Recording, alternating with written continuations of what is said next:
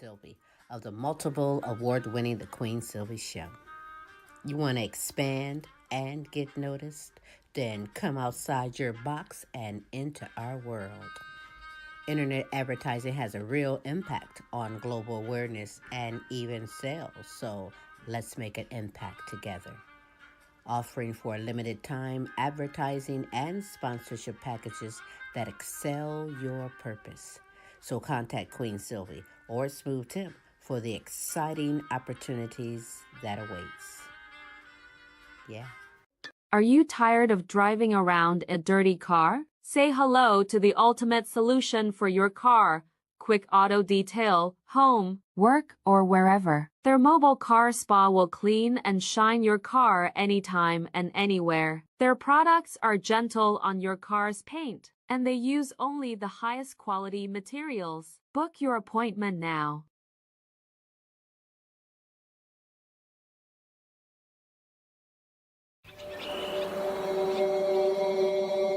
Vladimir, welcome. Please make yourself at home. Thank you. I do feel at home in Alaska. Great. This is so fun. It's like we are Molotov and Ribbentrop. Yeah, their Broadway musicals were really something. Anyway, now that we are finally together, let's end the war in Ukraine. No. Vladimir. What? What did you even come here for? To continue war in Ukraine. You just say no to everything. Try me. Fine. Is Sydney Sweeney hot? Trick question. If I say yes, the left will say I'm racist. If I say no, the right will say I'm gay. Damn, you really do understand America. Look, I need to get to a beautiful yes, okay? I promised all these people I would solve this war, and also I have a 3 p.m. tea time. Ну хорошо, Дончик. You want to talk? Let's talk. This is territory that was for a long time part of Russia. Okay. And it was unjustly given away by weak former Russian leader. I too blame Joe Biden very strongly. So I just want it back. Is this too much to ask? Well, you know, the U.S. has very strong interests in this piece of land too, Vladimir. Why?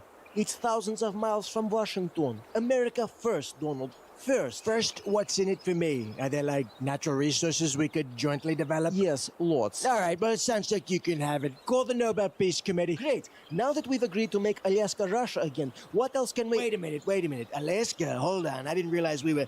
I can't just give you Alaska, not without asking the people who live there. Both of them voted very strongly for me. Well, they can go across border to new 51st state of Canada. Well, we still gotta make that happen, but I think we're gonna do it. Okay, now, after all of this, will you stop the war in Ukraine? No. Damn it!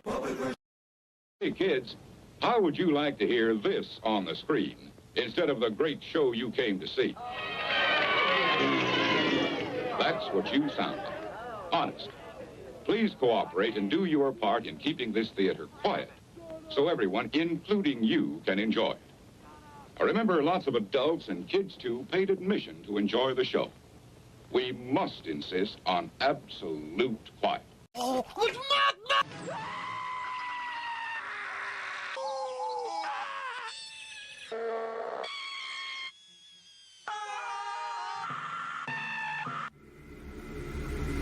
Ladies and gentlemen, may I have your attention, please? It's time for the final countdown. The show starts in 10, 9, 8, 7, 6, 5, 4, 3, 2, 1. Let's rock. Hey, what is happening, everybody? Welcome to another Tim's Tidbits on a hump day or Wednesday. I hope you're enjoying your evening so far. I'm just here to make your evening a little bit more bright, put a smile on your face, maybe enlighten you on some stuff you didn't know was going on. How about that? But in any regards, hey, let me give a quick shout out to last week's listeners, those people in the United States, the United Kingdom, Canada, Mexico, Poland, Africa, Ireland, France, and Australia. Thanks everybody for tuning in to last week's show. Certainly do appreciate it. Anyhow, hey, as there's all kinds of things still going on around the world, let's just dive right into it. And as you know, Friday, leading into the weekend, Trump and his team went up to Alaska to meet with Putin of the Russia, to talk about ceasefire deal, ending the war deal.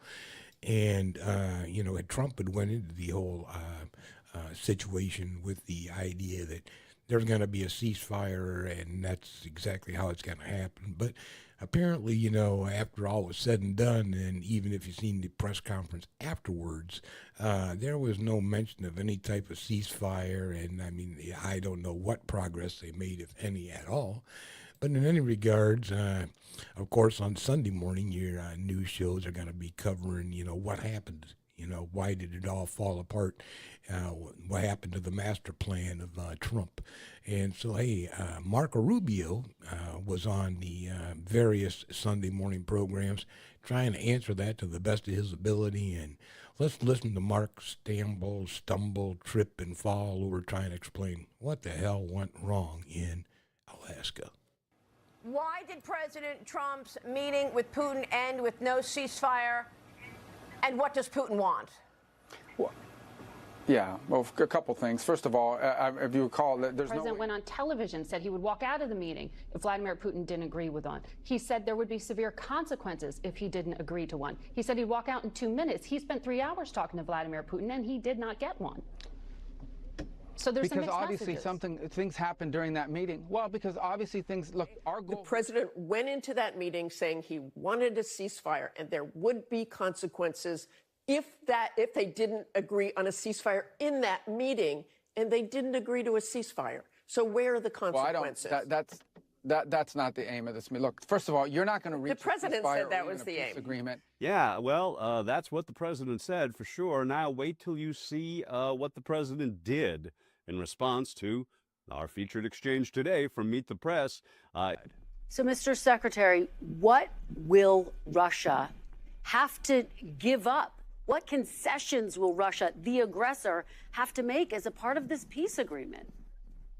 Well, that's what these negotiations are about. And as you can imagine, everybody goes into a negotiation wanting 100% of what they want. That includes Ukraine, but obviously the Russians.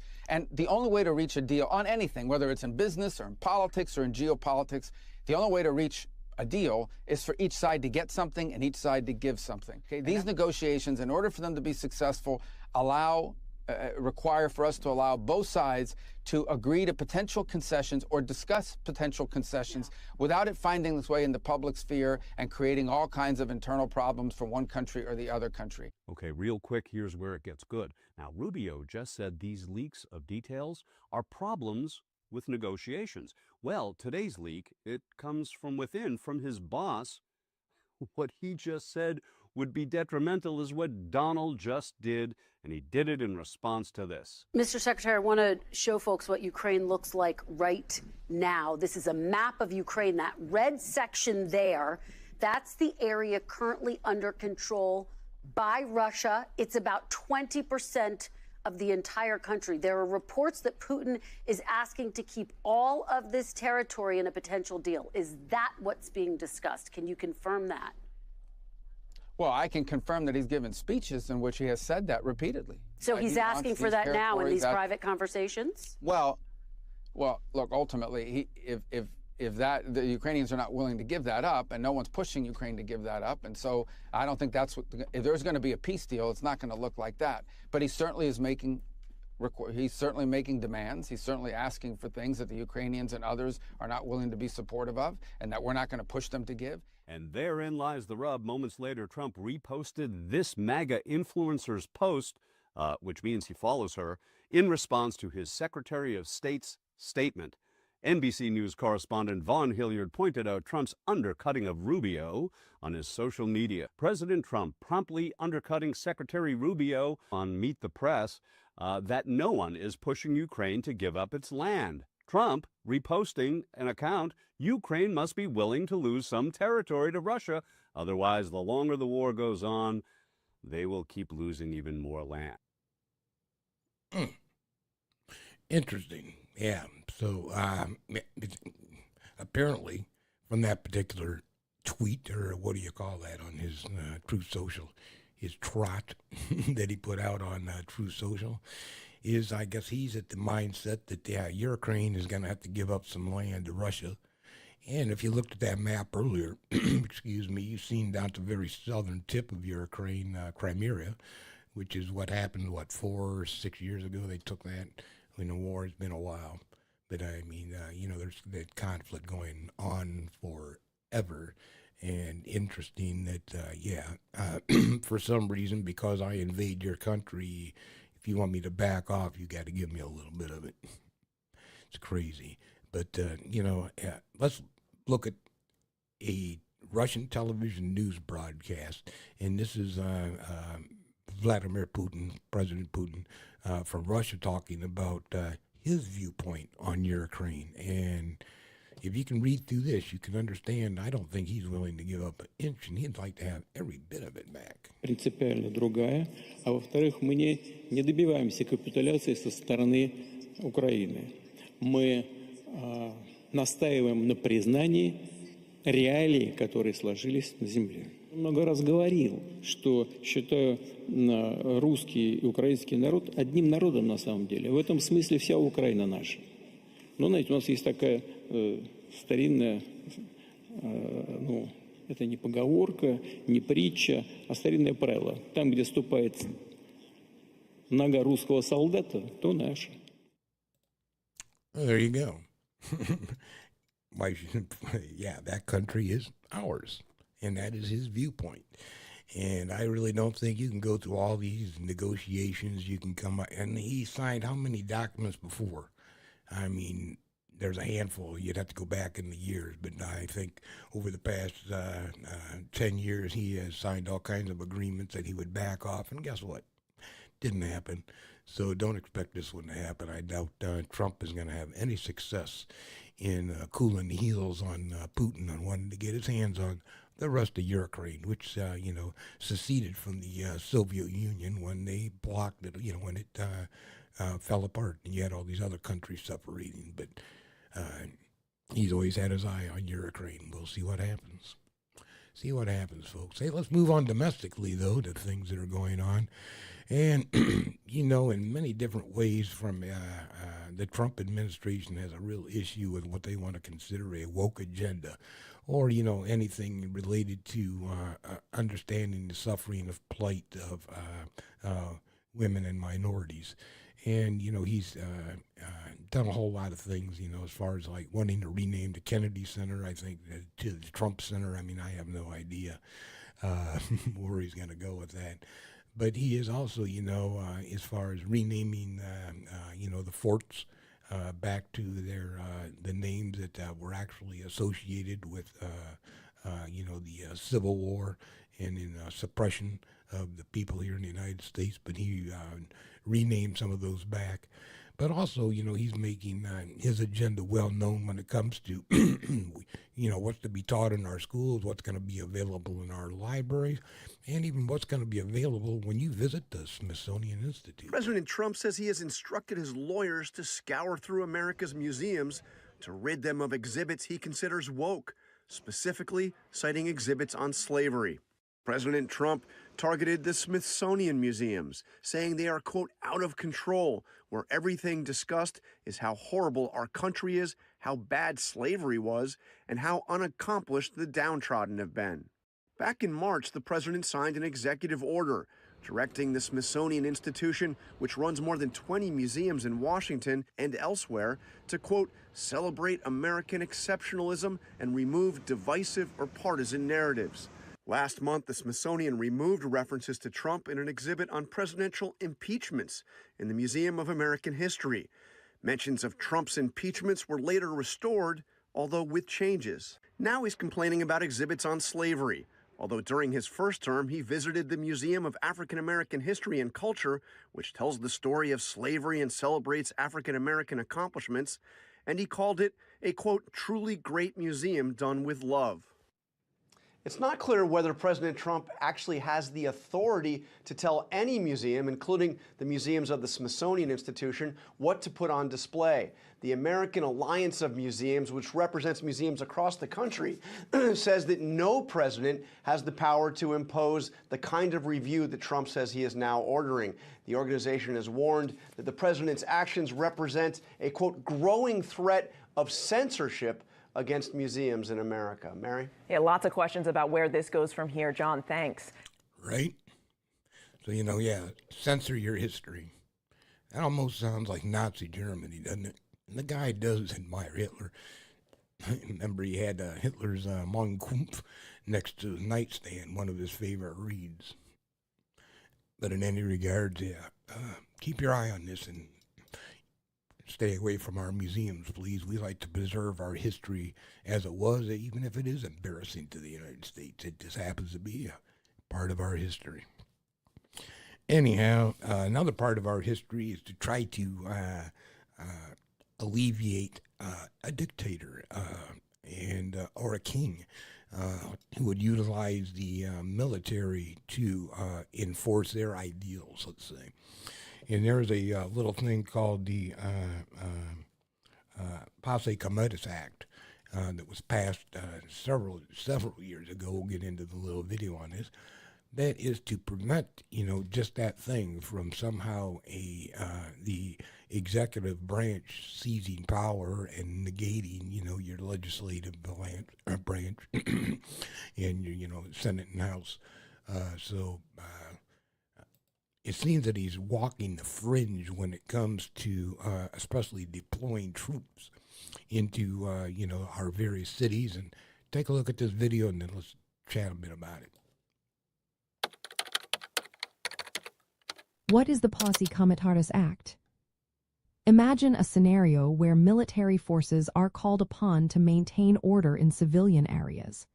This situation raises questions about the balance of power and the role of the military in domestic affairs. The Posse Comitatus Act is a significant piece of legislation that addresses this very issue. Enacted in 1870, the Posse Comitatus Act was designed to limit the powers of the federal government in using the military for law enforcement purposes within the United States. The law prohibits the use of the Army and Air Force to execute domestic laws unless explicitly authorized by the Constitution or an act of Congress. This means that, generally, military personnel cannot be used to enforce civilian laws, ensuring that the military remains separate from civilian law enforcement.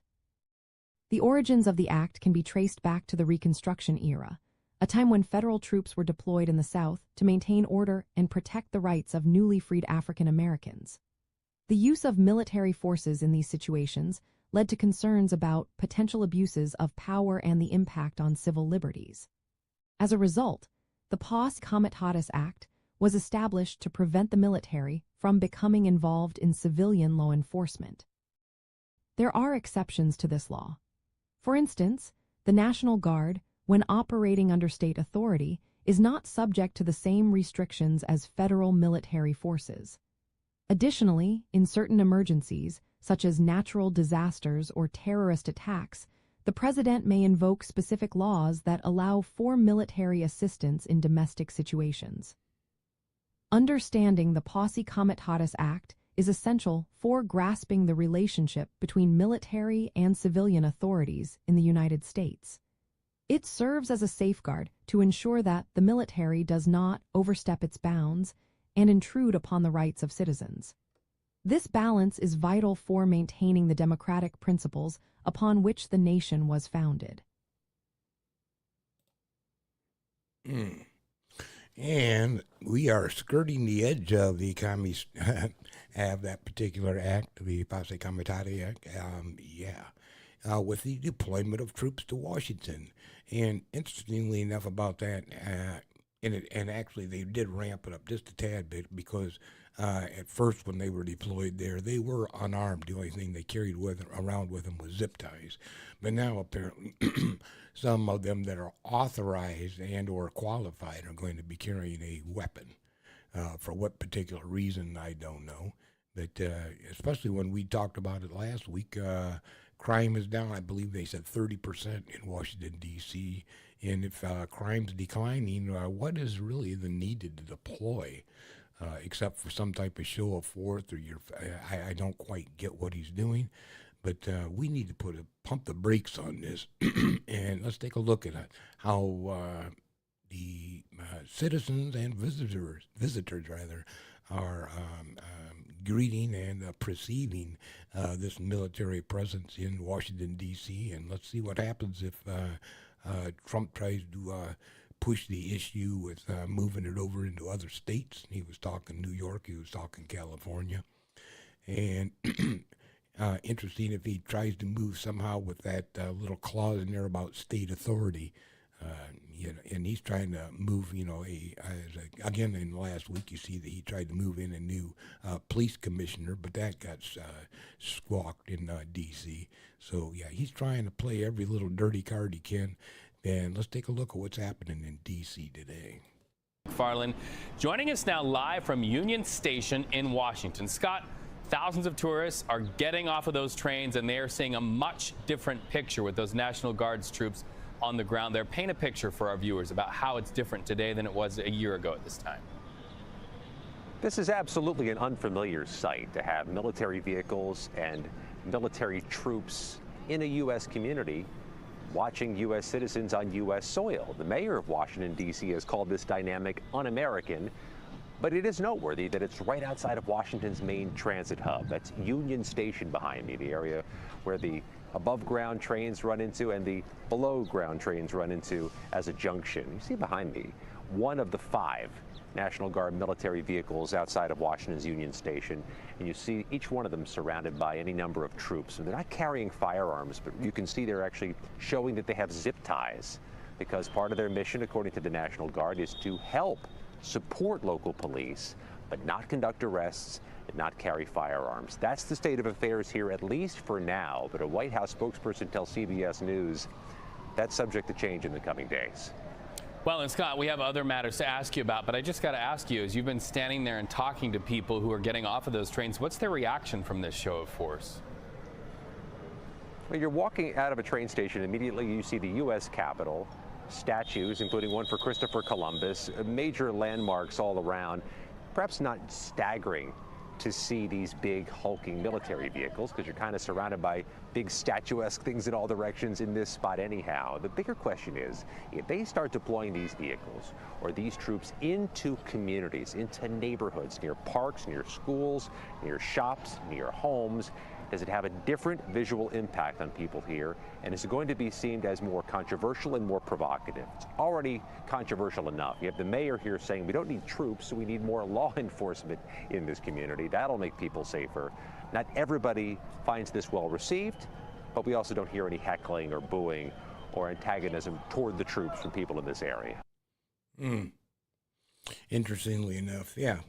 Hopefully the people that are around those troops, whether they be citizens and or visitors, treat them with a little bit of respect, because, hey, they're doing what they're ordered to do. And I imagine there's a percentage of them that are just not happy with the particular deployment they're serving right now. So, take it easy on these guys. And if you really want to exercise your right to speech about it, talk to your congressman, talk to your senator, and go yell at the POTUS, who can probably really care less about what you think. Any regards, hey, if you, again, have been paying attention to the news, an interesting thing happening down in Texas was that they're trying to redraw the, voting districts down in Texas. The idea behind it is that they would be creating actually 5 new Republican seats with the way they had constructed these jurisdictional maps for voting. And the Democrats on that particular side of in Texas said there's no way. They left out of the House, and there was all kinds of squawking going back and forth that from Greg Abbott, the from Texas. Yeah, the governor of Texas. And he was talking about that he was going to, have them issue a warrant for these particular people to get them to come back in. But, it carried out just beyond Texas, also went into California, where they're threatening maybe we should redraw our district maps. Went into New York, maybe we should redraw our district maps, rather. And it's turning into a real, what let's call it, a map fight for the midterms. The state legislative maps in place right now here in Louisiana violate the Voting Rights Act. That's the latest ruling from the Fifth Circuit Court of Appeals today. A group of black voters and the NAACP filed the lawsuit, and the judges found maps for both the state House and state Senate dilute the voting strength of black residents. Violations were found in 18 House districts and 7 Senate districts in many of Louisiana's largest cities, including New Orleans and Baton Rouge. The court has blocked all elections under the invalidated maps and is giving the legislature a chance to redraw them. If that does not happen, the court could issue its own maps. The changes requested by the court are significant, and they could result in as many as 6 more majority black House districts and 3 more majority black Senate districts.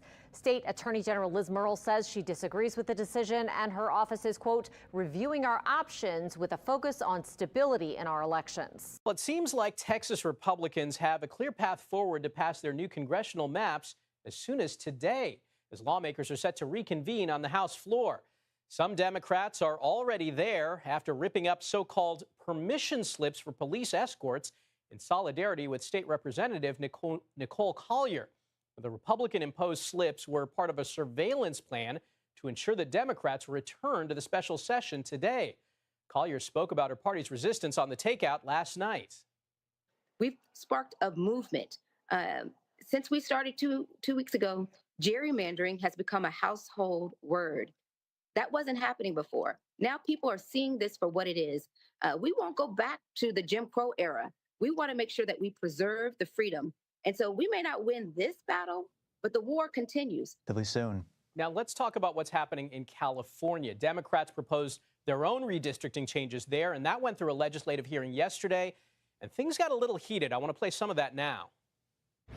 I did not have that same ability. You weren't aware of the concept? You weren't aware of the news that we were planning on doing that? Mr. Berman, excuse me, we have the chief clerk here, I am simply just asking for the same amount of time so that way I can go into this just as much as everybody else. I saw the language when it went into print yesterday morning. And I and I and I have a different opinion on that. And that's okay because I'm granted. Okay, all right, excuse me, we're going to, hey, I'm asking for. We're going to stop this right now. So, yeah, we'll see what happens to what they call these congressional maps and how they're going to do the redistricting for that. And interestingly enough, and if you look this up, the only state in the union that's required to actually redraw, their maps in accordance to the census is Ohio.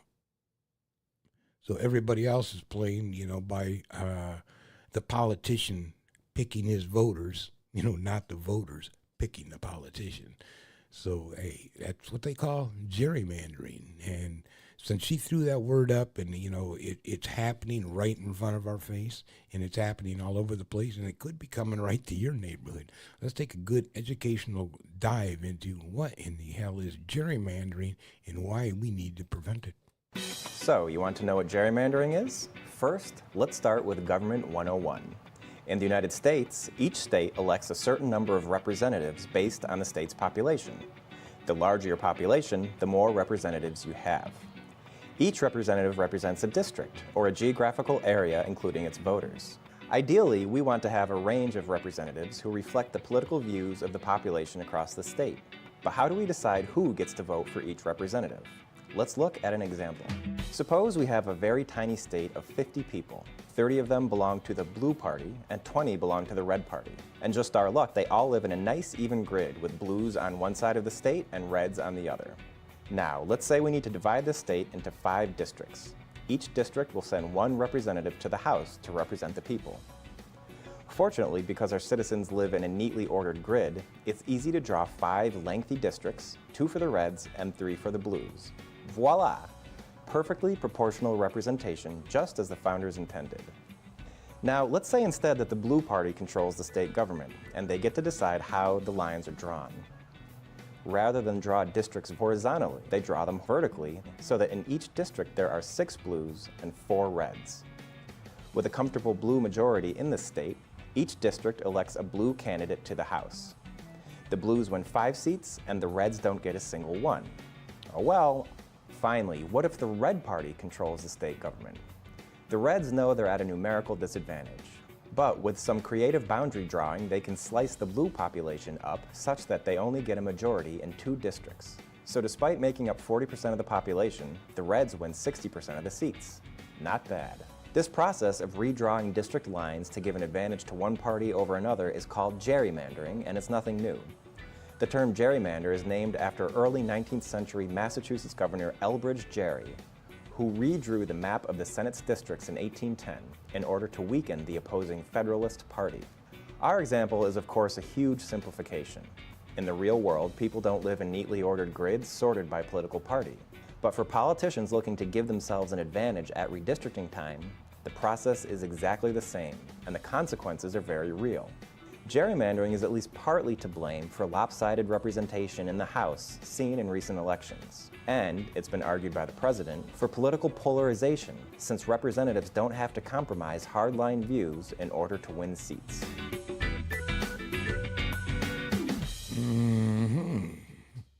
And there you have it. Exactly what they're doing. We can include certain parts of the city to include, or to exclude some of the black vote from being a majority. Put it in with the other white vote or the Latino vote or the Asian American vote and negate that vote. It's interesting how they can move those maps around and, basically negate your vote. Another way they can negate your vote, let's say that you do live in one of these poor neighborhoods, or maybe you have family that's in a nursing facility. What they've been doing in the past, and we've done for a number of years, and many, many, many countries do it, is we utilize mail-in voting, or absentee voting for that particular purpose. But it seems that after Trump's conversation with Putin in Alaska, and Putin told him how horrible that mail-in voting can be and how fraudulent it could be, although they do it in Russia, look it up. Trump has decided he's going to go on the campaign again against mail-in voting, and maybe that's another way, besides redistricting, that we could negate your vote and keep him in office. President Trump says he will sign an executive order to get rid of mail-in ballots and voting machines. Studies have shown mail-in voting fraud is rare, and in those few instances, the perpetrator was punished and votes were never counted. But the president now says elections can never be honest with mail-in ballots. ABC News Washington Bureau Managing Editor Catherine Falders is here with more on that. Catherine, states run elections, not the federal government. So how much power does the president have here? And what does the data show about mail-in voting and voting machines?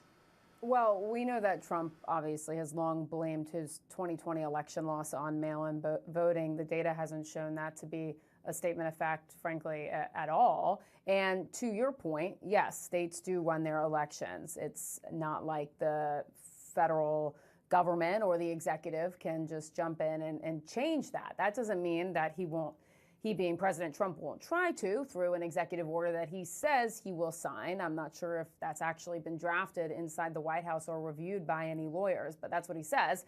And we have to read the fine print of that. The reality is states run their elections, and whatever Trump does to try and change that will surely be challenged in court. I'm sure that's something that will be litigated. Of course, he might try and pressure various Secretary of States or various different states to change their laws. We'll ultimately have to see how this plays out. This is very preliminary, it seems. He's just posting this on his social media platform saying this is something he's going to do. He hasn't done it yet. Yeah, he said the other day he's got the best lawyers drafting up the executive order and ready for him to sign. So we'll see what he tries to do with our voting rights and negate those too. Erase history, erase your ability to vote, and or at least be able to dictate who you're voting for, even though you may not want them. It's a crazy, crazy situation we're in. Speaking of crazy situations, let's move on to something, and this is just a little bit of a health watch. And as the Queen and I was sitting around watching the news yesterday, this came across, totally blew my mind. I'm like, you got to be freaking kidding me.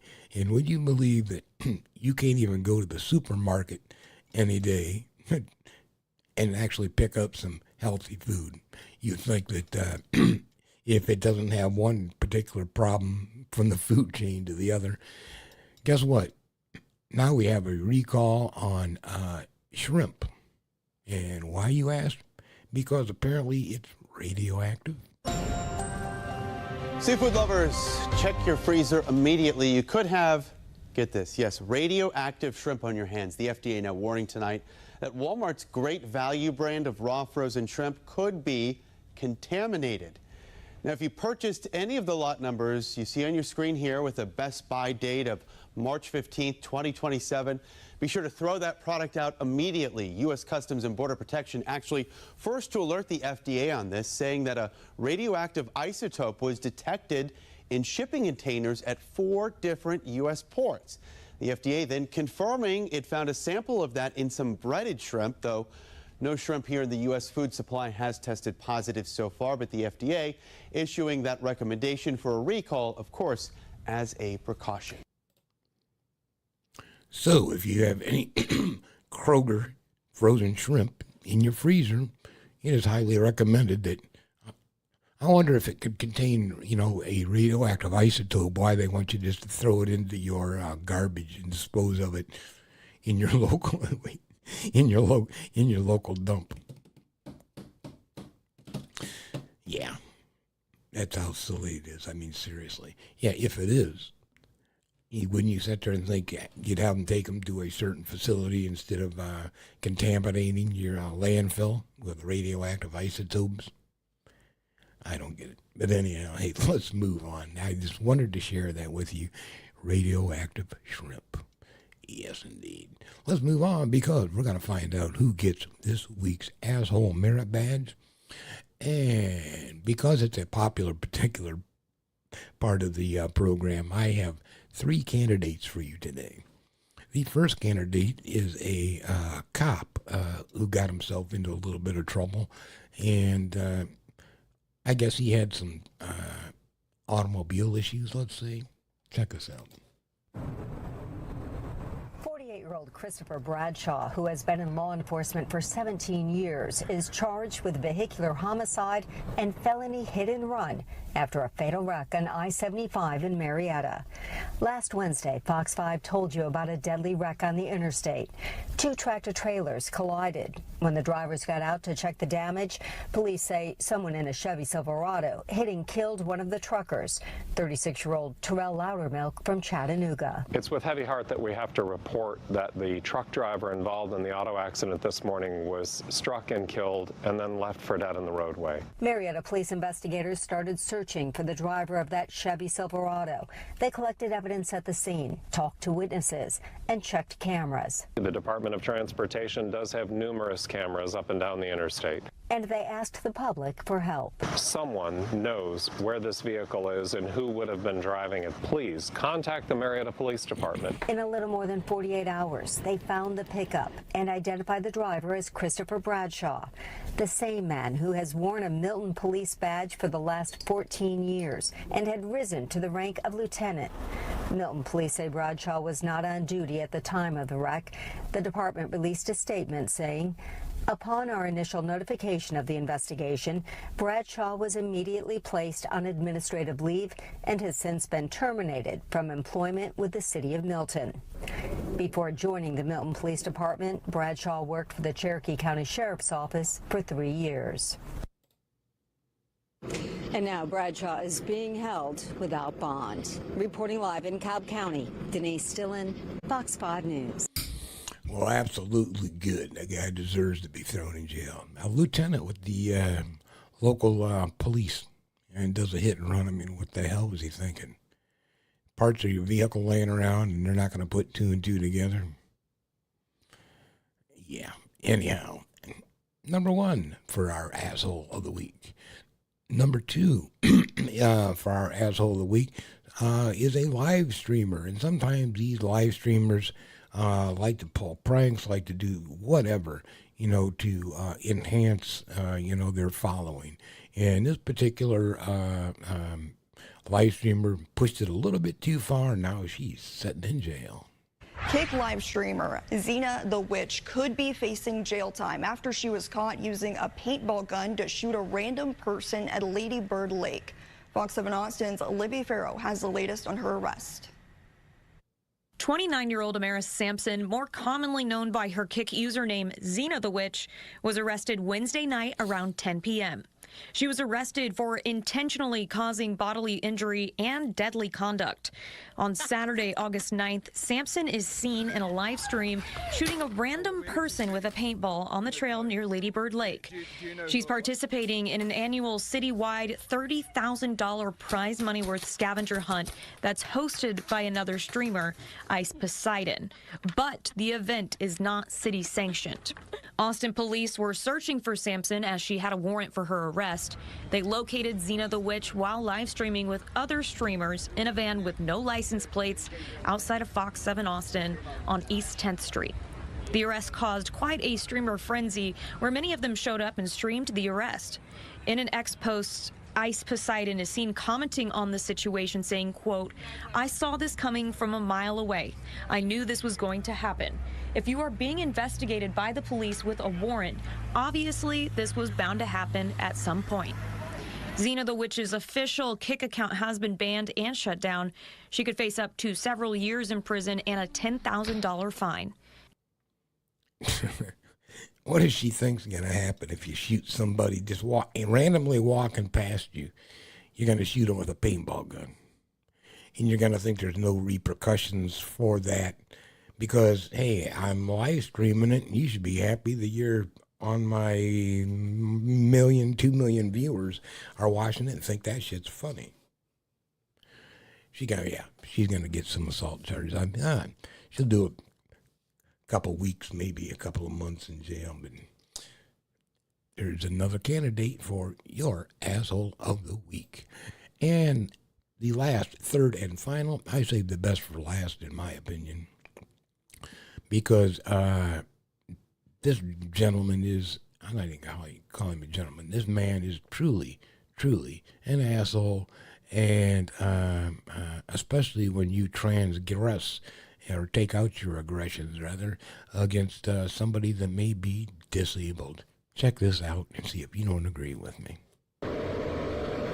We're calling him a bully, but the Marion County Sheriff's Office is calling this guy a criminal. He wound up charged with multiple charges of aggravated assault on disabled children and aggravated assault on this father. He also has charges for stalking. We're going to talk about all of that. But the Marion County Sheriff's Office says the father actually wound up wearing a bathing suit to the bus stop every day just to make sure he could block his kids from that sprinkler shooting at them. 61-year-old Antonio Roman is accused of weaponizing his sprinkler system to shoot water at his neighbor's disabled kids getting on their bus. School bus is arriving. Sprinklers are off at 08:11 hours. A corporal with the Marion County Sheriff's Office staked out the neighborhood, watching as the school bus pulled up. Sprinklers are now activated as the bus stopped. He looked on as only the sprinklers pointing toward the bus turned on, and the rest of the yard remained dry. The water sprayed directly toward Kevin Martin and his children. I found it shocking and kind of appalling, but also huge kudos to the father of this family. He had started wearing swim clothes to get his children on the bus so that he could use his body as a shield to protect his kids. Once the bus left, and sprinklers are now off and disengaged. Clearly not enough time to water your lawn, just enough time to really disturb and distress the family next door as they're trying to just get their children to school. That wasn't the first time deputies had been out to the house. In fact, neighbors told me law enforcement is there somewhat often. I mean, this has been going on for a long time with him. Why are you living, hostile with your neighbor? That doesn't make no sense to me. In one case, records show Rahman called to complain about the school bus, and the deputy suggested he call the school board to get the bus stop changed. A different incident report mentions surveillance video allegedly showing Rahman yelling at a delivery truck driver who partially blocked his driveway before going inside to get a gun. That incident came up in a cease and desist Martin sent Rahman in January of last year, where he accused Rahman of threatening and harassing him and his children. Rahman filed a lawsuit against Martin a few months later, accusing him of blocking the driveway. Meanwhile, the neighborhood HOA has a lawsuit against Rahman for covering his driveway with metal spikes and putting up an unapproved fence. I told you I saved the best for last. I really do. Put your vote off to the side here down below and see if I'm not right. And out of the three assholes, is it the... Who do you think is the winner? The cop, the live streamer, and or the next door neighbor who doesn't like disabled people? Idiot. But in any regards, hey, I want you to have a real enjoyable Wednesday evening. I want you to enjoy the rest of your Wednesday evening. I want you to go into the weekend with a smile on your face, and I want you to enjoy what we got left of the summer, because we're slowly but surely rolling into fall, as you know. If not, some kids are already back in school, and pretty soon it'll be next week they'll be back in school. And maybe some parents are enjoying the relief, but otherwise, let's get those kiddos around, get them ready for bed this evening, help them a little bit with the homework if they brought it home tonight. And I'll see you next week, folks. I hope you do tune in and take care. The original upload of this video was removed from YouTube on 8/17 after going viral and amassing 200K views in 2 days. The offending scene of Trump and Putin colliding jet skis at 4:43 was cited as cyberbullying. That scene has been amended to comply with YouTube's guidelines and to cause slightly less butthurt to MAGA in general. Enjoy. Coming up on today's program.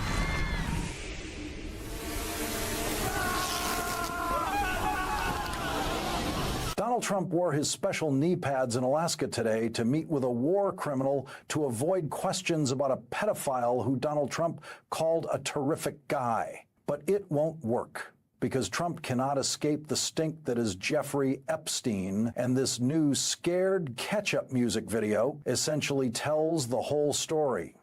Just watch. Bum, bum, bum. Bum, bum, bum. Friends sing together, la la la la. Friends do things together, la la la la. Friends go far together, ha ha ha ha. Friends break laws together, la la la la. Friends help you procure a minor, take her south on your jetliner. Friends do things deranged and violent and hide it all down on your island. Friends help you with suicide, then they ensure it's verified. Friends are the ones there in the end. Don't tell them Donald Trump's my friend. When you fly with me, recline your seat. I'll get Ghislaine to rub your feet. You've never had a friend like her. If you pardon her, she'll call you sir. If I hang myself, please hide my files. My clients frequent flyer miles. There's really nothing there to see, just naked girls and Trump and me. Friends walk together, la la la la, pop and lock together, pop and lock together. Me and Trump together, la la la la, getting humped together. Friends who visit at the Spago, shopping down at Mar-a-Lago. They don't want a back massage, they're there to steal Trump's entourage, to take them down to Epstein Island. Billionaires will stupefy them. Friends tell you when you've been indicted. Jeff, you've been indicted. Friends forgive you if you